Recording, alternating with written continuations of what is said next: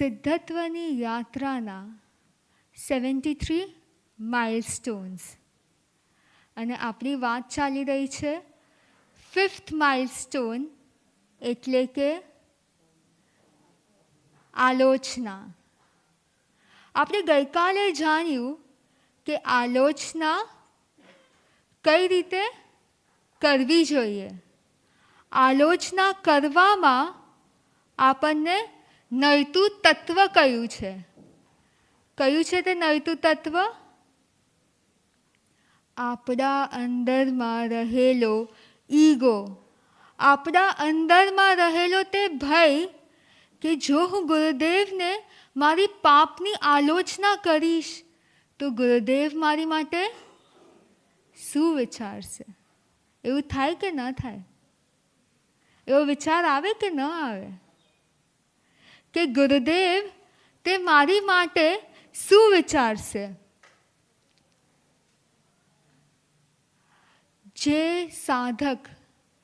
જે સાધકને આત્મશુદ્ધિની પ્રોસેસમાં આગળ વધવું છે તેની માટે તેનું સ્પીડ બ્રેકર કે સ્પીડ બૂસ્ટર તે શું હોય છે? તે હોય છે આલોચના. યસ, આલોચના જ એનું સ્પીડ બ્રેકર છે અને આલોચના જ એનું સ્પીડનું બૂસ્ટર છે.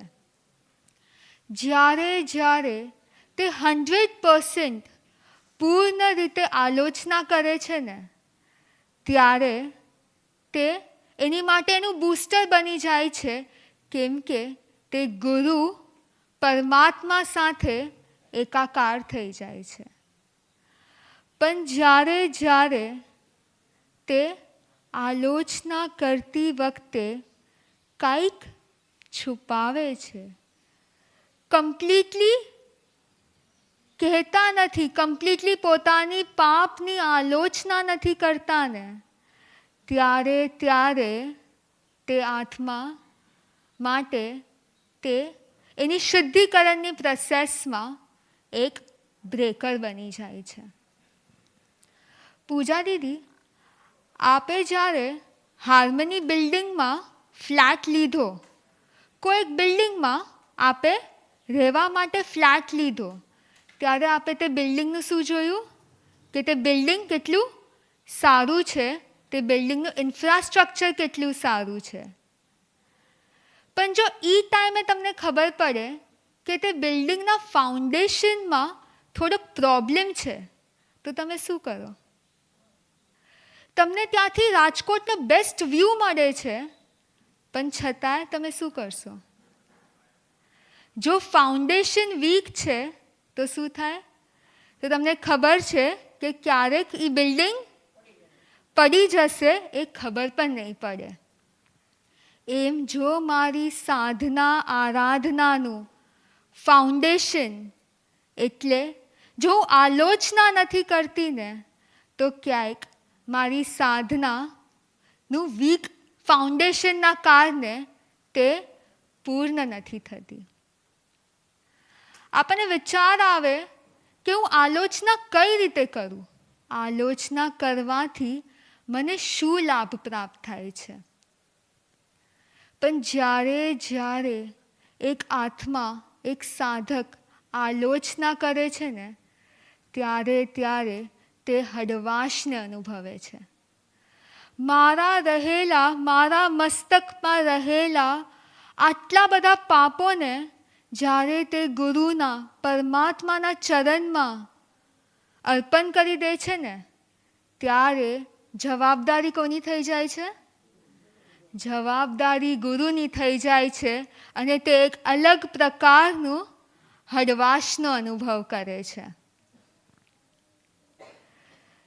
વિચારવા જેવું એ છે કે જે ગુરુ મારા પાસ્ટને, મારા પ્રેઝન્ટને જાણે છે, જ્યારે મારે એમને આલોચના કરવાની છે ને ત્યારે હું સ્વયં વિચારવા લાગુ છું. કેવું છે? જે બધું જાણે છે એમને કહેવાનું છે પણ એની માટે જ હું વિચાર કરું છું. જે બધું જાણે છે છતાં અજાણ રહે છે, જેને હું બધું કહી દઉં છું પણ છતાં મારા પાપોને સાંભળીને પણ એમના મસ્તકની એક રેખા પણ ફરતી નથી. જે સાગરવર ગંભીરા છે, જેમ સાગર અનેક અનેક નદીઓને પોતામાં સમાવી લે છે, તેમ ગુરુ અનેક અનેક નદીઓને પોતાની અંદરમાં સમભાવે સ્વીકારી લે છે. તેમાં રહેલા કચરાને ધીરે ધીરે સાફ કરીને તેને શુદ્ધ બનાવે છે. તેવા ગુરુ પાસે આલોચના કરવામાં શું એક ક્ષણ માટે પણ વિલંબ કરવો જોઈએ? પણ અગેન આપણી બુદ્ધિ, આપણા અંદરમાં રહેલી બુદ્ધિ છે ને, તે આપણને આલોચના કરતા અટકાવે છે. તરત એક નેક્સ્ટ વિકલ્પ આવે કે જો ગુરુદેવ બધું જ જાણે છે તો મારે ગુરુદેવને કહેવાની શું જરૂર છે? આવું કેટલાને વિચાર આવે કે ગુરુદેવને તો બધું ખબર જ છે, તો મારે ગુરુદેવને કેમ કહેવું? મારે ગુરુદેવને કન્ફેશન કરવું છે, તે માત્ર મારા પાપનું નથી કરવું, પણ મારામાં રહેલી તે પાપ પાછળની વૃત્તિઓને કરવું છે. જેમ જેમ હું કન્ફેશન કરું છું ને, એમ એમ હું માત્ર તે પાપને ઉઘાડ નથી આપતી, માત્ર તે પાપને ગુરુ સમક્ષ નથી કહી રહી, પણ તે પાપ પાછળની જે વૃત્તિઓ હોય છે ને, તેને ગુરુ સમક્ષ દેખાડું છું.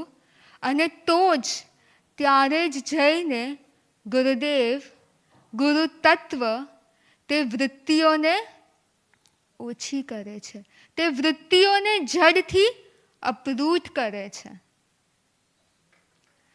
એકવાર એવું બન્યું હતું કે એક સોલ્જર રસ્તામાં એકદમ જ જખમી હાલતમાં અનકોન્શિયસ પડ્યો હતો. આજુબાજુના લોકોએ જોયું કે આ સોલ્જર અનકોન્શિયસ છે, એટલે તરત જ શું કર્યું? તરત જ બધા એને મદદ કરીને એને નજીકની હોસ્પિટલમાં લઈ ગયા. જેવું તેને નજીકની હોસ્પિટલમાં લઈ ગયા એટલે ડૉક્ટરે પણ જોયું કે એક સોલ્જર આવ્યો છે જેના માથામાં બહુ જ લોહી, જેના પગમાં વાગ્યું હતું. એટલે ડૉક્ટરે તરત જ ટ્રીટમેન્ટ સ્ટાર્ટ કરી. જેમ જેમ ડૉક્ટરે ટ્રીટમેન્ટ સ્ટાર્ટ કરીને એટલે તરત થોડીક જ ક્ષણોમાં સોલ્જરને કોન્શિયસનેસ આવી. ડૉક્ટરે તરત જ એને પૂછ્યું કે તમને ક્યાં ક્યાં વાગ્યું છે, તમે મને કહો તો એ પ્રકારે હું તમારી ટ્રીટમેન્ટ કરી શકું, એ પ્રકારે હું તમને મેડિસિન્સ આપી શકું. સોલ્જરે કીધું અને ડૉક્ટરે તે રીતે એને ટ્રીટમેન્ટ આપી. થોડાક કલાકોમાં સોલ્જર રિકવર થવા લાગ્યો. હજી તો 3, 4, 5 કલાક પસાર થઈ અને અચાનકથી તે સોલ્જરની ડેથ થઈ ગઈ. હજી તો એ રિકવર થઈ રહ્યા હતા, રિકવર સ્ટેજમાં હતા અને અચાનકથી તેની ડેથ થઈ ગઈ. એટલે ડૉક્ટર પણ શોક્ડ હતા કે મેં તેને રાઈટ ટ્રીટમેન્ટ આપી, તેની ડેથ કેવી રીતે થઈ ગઈ?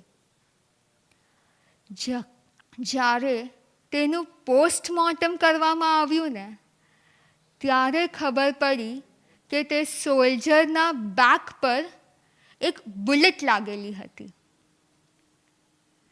જે સોલ્જરે તે ડૉક્ટરને કીધું ન હતું.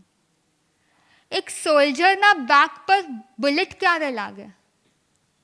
જ્યારે તે પોતે તે જંગભૂમિમાંથી ઉલટો ભાગે છે અને પાછળથી દુશ્મન એની પર વાર કરે છે.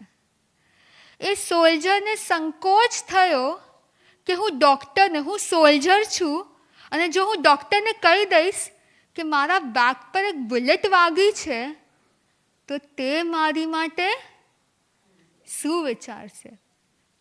એ સોલ્જરે એની બધી તકલીફો કહી દીધી, પણ આ એક તકલીફ ડૉક્ટરને ન કીધી, અને પરિણામ શું થયું? આપણને લાગે કે મારાથી થતી 100 ભૂલો થાય છે, હું 99 ભૂલો ગુરુદેવને આલોચના કરી દઉં, પણ જો હું એક નહીં કરું ને તો ચાલશે. મેં 99 તો કરી દીધી છે ને, મેં 99 ભૂલો તો ગુરુદેવને કહી દીધી છે ને, આ એક નહીં કહું તો ચાલશે. પણ એક ભૂલમાં પણ એ કેપેસિટી હોય છે કે તે આપણી દુર્ગતિ કરાવી શકે. તે એક ભૂલમાં એટલી કેપેસિટી હોય છે કે તે આપણી સાધનાને, આપણી આરાધનાને વિરાધનામાં કન્વર્ટ કરી શકે છે. તો કરવાનું શું છે? મને મારા ગુરુ પાસે કાંઈ કહેવામાં સંકોચ કેમ થાય? જો મારી અંદરનો ઈગો 0 થાય ને તો હું ગુરુને કહી શકું છું. મને એ ચિંતા ન થાય ને કે ગુરુ મારી માટે શું વિચારશે, તો ત્યાં જ જઈને હું આલોચના કરી શકું છું. મારી આલોચના ત્યારે જ મારી યાત્રાનું સ્પીડ બૂસ્ટર બનશે, જ્યારે હું જેમ છું, જેવી છું, મારામાં જે પાપો છે ને તેવા જ હું તે જ રીતે ગુરુ સમક્ષ પ્રગટ કરી દઉં છું. પણ અહીંયા પણ પ્રોબ્લેમ ક્યાં થાય છે? જગત પાસે સારું બનવામાં હું ગુરુ પાસે પણ સારું બનવાનો પ્રયત્ન, સારું બનવાનો દંભ કરું છું. જ્યાં મારે મારા પાપની આલોચના કરવાની છે, જ્યાં મારે એમને કન્ફેશન કરવાનું છે, ત્યાં હું એમની સામે સારી રહીને મને ગમતી આલોચના કરું છું, પણ જ્યાં મને ડર લાગે તે આલોચના કરતાં ડરી જાઉં છું, ભય પામું છું. આપણા અંદરમાં રહેલી ટ્રાન્સપેરન્સી જ છે ને આપણા અને ગુરુ વચ્ચેનું એક સેતુ હોય છે.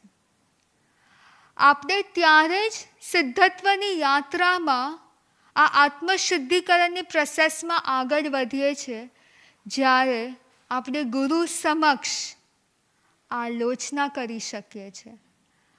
આપણે ગુરુને વિનંતી કરી શકીએ છીએ કે હે ગુરુદેવ, આપ મારા ના માત્ર પાપનું આલોચન, પાપને ઘટાડો, પણ આપ મારી અંદરની તે વૃત્તિને જ નાશ પમાડો.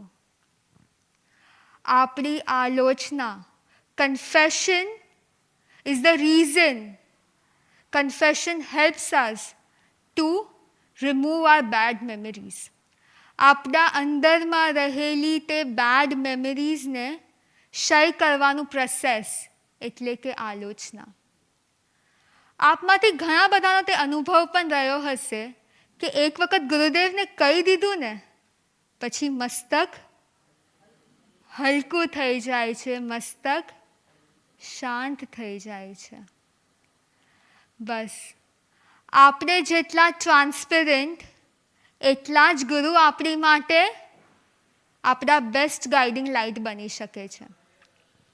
આપણો પુરુષાર્થ, આપણો પ્રયત્ન માત્ર ને માત્ર એક જ હોવો જોઈએ કે હું જેવી છું તેવી મારા ગુરુની સમક્ષ રહું. જ્યારે આપણે આલોચના કરીએ છીએ ને ત્યારે આપણે મેન્ટલી તો પીસફુલ થઈએ છીએ, પણ આપણે ફિઝિકલી પણ આપણી હેલ્થને ઇમ્પ્રૂવ કરતા હોઈએ છીએ. આપણા અંદરમાં રહેલો, આજના જનરેશનમાં કે આજના યુગમાં સૌથી મોટી ડિઝીઝ અગર કોઈને હોય ને તો તે છે આપણી અંદરમાં રહેલો સ્ટ્રેસ. જેમ જેમ વ્યક્તિ આલોચના કરે છે ને એમ એમ તે વ્યક્તિના અંદરમાંથી તે સ્ટ્રેસ રિલીવ થઈ જાય છે અને તે ફિઝિકલી પણ હેલ્ધી થાય છે અને તે મેન્ટલી પણ હેલ્ધી થાય છે. આપણા અંદરમાં રહેલી ટ્રાન્સપેરન્સી ગુરુને સહાયક બને છે.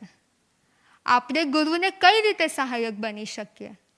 જ્યારે આપણે ટ્રાન્સપેરન્ટ રહીએ છીએ ને ત્યારે આપણે ગુરુને સહાયક બનાવે છે કે ગુરુદેવ જ કે ગુરુ તત્વ આપણને સુધારી શકે. આજના દિવસે બસ એ જ મંગલ ભાવ કે હે ગુરુદેવ, મારી સમર્પણતાની એવી ઉત્કૃષ્ટ દશા પ્રગટે, મારી સમર્પણતામાં હું એવી દ્રઢ બનું કે આપ અને મારી વચ્ચે કોઈ અંતર ના રહે અને હું આ આલોચના કરીને મારી સેલ્ફને ખાલી થઈને હું મારા સાધનાની આ યાત્રામાં આગળ ને આગળ વધતી રહું. બસ એ જ ભાવ.